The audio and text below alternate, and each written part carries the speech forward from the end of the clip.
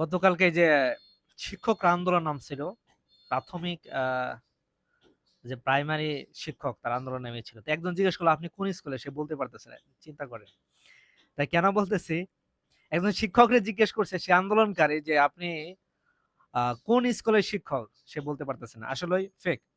কেন বললাম, হিন্দুদের একটা ইয়ে আছে না, তাদের ধর্মগ্রন্থে বা তাদের একটা বিশ্বাস যে মানুষ মারা গেলে পুনর্জন্ম হয়।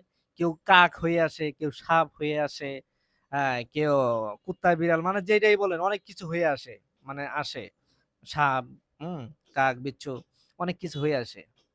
ঠিক আমলিগের দেখছেন, আমলিগের জন্ম হতেছে, কেউ শিক্ষক আন্দোলন হয়ে আসতেছে, গার্মেন্টস শ্রমিক আন্দোলন হয়ে আসতেছে, তারপরে হচ্ছে শাহবাগী হয়ে আসতেছে, তারপরে এই যে সিকিউরিটি গার্ডের যে আন্দোলন, এরা হয়ে আসতেছে। মানে কত ভাবে আসতেছে, একদম সেম। মানে এটা মনে পড়লো যে একটার পর একটা তারা স্টেপ নিচ্ছে, বিভিন্ন ভাবে তাদের জন্ম হওয়ার চেষ্টা করতেছে। হুম। তো এই একদম ওই হিন্দুদের যে একটা, যে তাদের বিশ্বাস এটার সাথে সাথে মিলে যাচ্ছে, তারা একক সময় একক ভাবে উদয় হচ্ছে। সো এইগুলো, এই যে বর্তমানে যে আন্দোলন চলতেছে, শাহবাগী যেটাই বলেন না কেন, বাম রাম, এটা কিন্তু এতক্ষণে বুঝতে পেরেছে যে এরা কারা।